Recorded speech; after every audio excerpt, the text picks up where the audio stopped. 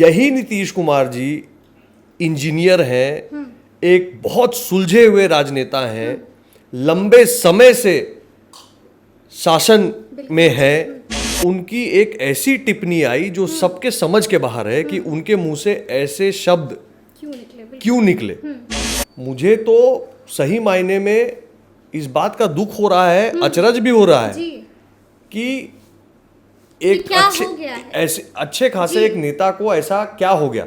चर्चा तो ये होनी चाहिए थी कि बिहार में गणना के अनुसार अगर 2,76,00,000 घर हैं, परिवार हैं। नमस्कार, हमारा नाम है समरीन और आपने देखना शुरू कर दिया है लाइव सिटीज।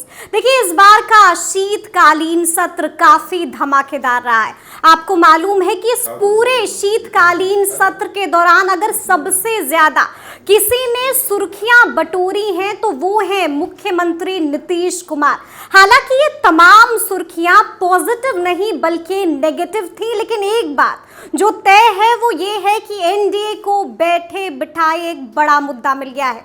तो आज हम इसी मौजू पर बातचीत करेंगे और इस मौजू पर बातचीत करने के लिए हमारे साथ बीजेपी के दिग्गज नेता ऋतुराज सिन्हा जी है। सबसे पहले बहुत शुक्रिया बात करने के लिए। धन्यवाद। जैसा कि मैंने शुरू में ही कहा कि सबसे ज्यादा सुर्खियां अगर किसी ने बटोरी हैं तो वो मुख्यमंत्री साहब हैं। 2 बयान बैक टू बैक, एक जनसंख्या नियंत्रण को लेकर और दूसरा मांझी जी से तू तड़ाक वाला लहजा। ऋतुराज सिन्हा जी इसको कैसे देखते हैं? देखिए, मेरा मानना है कि नीतीश कुमार जी सदन में बहुत महत्वपूर्ण विषय पर चर्चा कर रहे थे। विषय था कि बिहार में गरीबी का स्तर कितना है और जातीय गणना के क्या रिजल्ट आए हैं। लेकिन उनकी एक ऐसी टिप्पणी आई जो सबके समझ के बाहर है कि उनके मुंह से ऐसे शब्द क्यों निकले। सही मायने में उस कारण से जो मूल मुद्दा था वो छिटक गया। चर्चा तो ये होनी चाहिए थी कि बिहार में गणना के अनुसार अगर 2,76,00,000 घर हैं, परिवार हैं, और उसमें लगभग 2 करोड़ परिवार यानी 2/3 लगभग 10,000 रुपया भी महीना नहीं कमाते हैं, अत्यंत गरीबी के साथ संघर्ष कर रहे हैं। ऐसा क्यों है, शायद इस पे चर्चा होनी चाहिए थी। लेकिन नीतीश कुमार जी बोलते बोलते कुछ ऐसा बोल गए कि किसी के समझ में नहीं आया कि उस टिप्पणी की जरूरत क्या थी। हंगामा मचा दिया। देखिए, उन्होंने जिस भाषा का प्रयोग किया सही में वो किसी के भी समझ के बाहर है। यही नीतीश कुमार जी इंजीनियर हैं, एक बहुत सुलझे हुए राजनेता हैं, लंबे समय से शासन में हैं।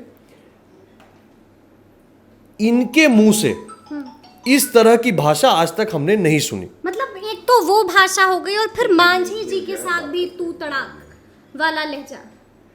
देखिए, वो भी समझ के बाहर की चीज है कि नीतीश कुमार जी जो अपने आप को अति पिछड़ा का मसीहा बताने में पिछले लंबे अरसे से लगे हैं, उनके मुंह से एक इकलौते मुसहर समाज से आने वाले मुख्यमंत्री के लिए इस तरह की भाषा निकले, तू तड़ाक हो जाए। और मांझी जी भी उम्र में नीतीश जी से बड़े हैं, तो ये सही में नीतीश कुमार जी को क्या हो रहा है ये समझ के बाहर की चीज है। ये उनके दिमाग में या उनके भोजन में या उनकी दवा में कौन से लोग हैं जो विष घोलने का काम कर रहे हैं। कि आपको भी ऐसा लगता है, ऋतुराज जी को भी ऐसा लगता है कि कुछ तो गड़बड़ है, कहीं ना कहीं कुछ तो षड्यंत्र हो रहा है? क्योंकि हम लगातार देख रहे हैं कि बीजेपी वाले खूब कह रहे हैं कि भाई कुछ मिलाया जा रहा है, कुछ ना कुछ टिप्पणी आ रही है। ऋतुराज जी को क्या लगता है, क्या हो गया है मुख्यमंत्री जी? देखिए, नीतीश कुमार जी भले भाजपा के साथ नहीं है, पर मैं एक बिहारी हूँ। मेरे भी तो मुख्यमंत्री नीतीश कुमार जी हैं। बिल्कुल जी। मेरे प्रदेश में, हम सभी के प्रदेश में जो निर्णय हो रहे हैं वो तो नीतीश कुमार जी ही ले रहे हैं। तो जब हमारा मुख्यमंत्री इस तरह की भाषा का प्रयोग कर रहा है तो वो कहीं ना कहीं चिंता का तो विषय है कि क्या ऐसा हो रहा है कि नीतीश कुमार जी अपना बैलेंस खोते जा रहे हैं। मुझे उन पे कोई कटाक्ष करने का बिल्कुल इच्छा नहीं है। मुझे तो सही मायने में इस बात का दुख हो रहा है, अचरज भी हो रहा है जी।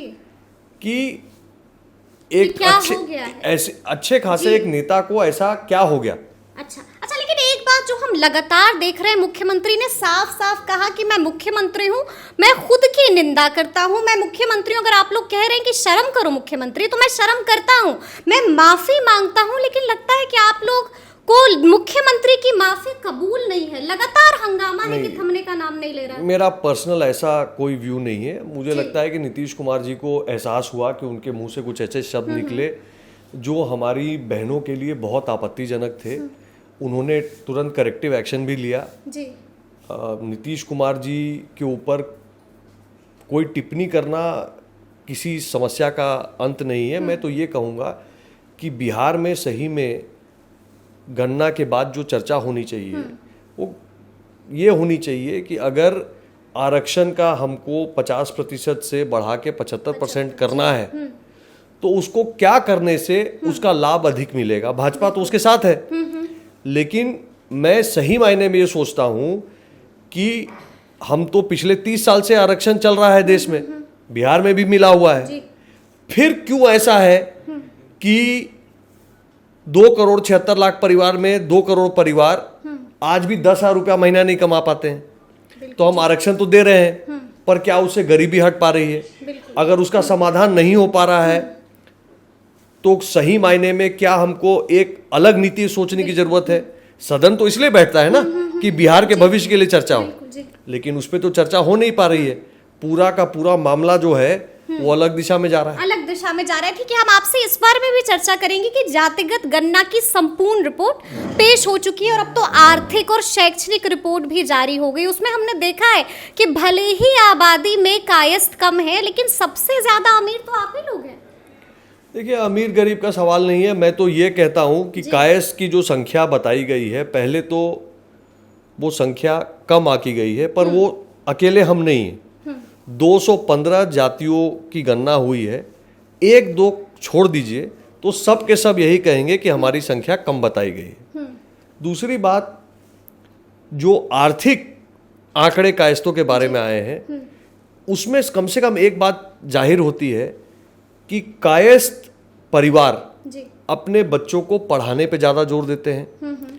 सरकारी रोजगार में कायस्थ को कोई रिजर्वेशन का फायदा नहीं है, लेकिन अपने संघर्ष, सबसे ज्यादा सरकारी नौकरी भी अपने संघर्षशीलता से, अपनी मेहनत से जनरल कैटेगरी में बिना किसी कोटे का फायदा लिए हुए कायस्थ ना केवल सरकारी में, प्राइवेट में भी और स्वरोजगार में भी अपने लिए कोई ना कोई तरीका ढूंढ रहा है। तो मैं तो ये कहता हूं कि कायस्थ वर्ग का जो आंकड़ा आया है अपने आप में एक सूचक है कि बिना एक आदमी को रिजर्वेशन दिए हुए भी आर्थिक प्रगति संभव है शिक्षा के रास्ते से।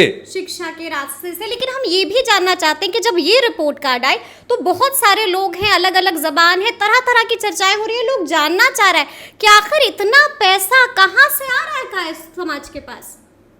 कायस्थ समाज के सभी लोग जो है कलमजीवी हैं, लिखने पढ़ने वाले लोग हैं और अपना रोजगार, अपनी मेहनत, अपनी काबिलियत पे लेते हैं, ना किसी आरक्षण के दम पर। और इसलिए समाज इज्जत से खड़ा है। और ये आज की बात नहीं है। कायस्थ की संख्या के लोग चर्चा करते हैं, ये समझना चाहिए कि कायस्थ की संख्या छोड़िए, ये समझिए कि जिन स्वामी विवेकानंद की हम चर्चा करते हैं वो भी इसी कुल में जन्मे हैं। सुभाष चंद्र बोस इसी कुल के हैं, जयप्रकाश नारायण इसी कुल के हैं, लाल बहादुर शास्त्री इसी कुल के हैं, राजेंद्र बाबू इसी कुल के हैं। तो कायस्थ की संख्या जितनी भी हो, अपनी पढ़ाई, अपनी मेधा, अपने संघर्ष के बल पर वो अपनी पहचान हमेशा समाज में बनाता रहा है और बनाता रहेगा। तो सुना आपने क्या कुछ कह रहे थे ऋतुराज सिन्हा जी। तो ये पूरी बातचीत आपको कैसी लगी है कमेंट करके हमें ज़रूर बताइएगा। तो इस तरह के तमाम अपडेट्स के लिए ऐसे ही हमारे साथ बने रहिएगा और देखते रहिएगा लाइव सिटीज़। बहुत शुक्रिया।